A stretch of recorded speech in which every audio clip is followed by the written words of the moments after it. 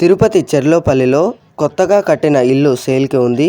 ఇది 29 అంకణాల west facing G+1 pent house.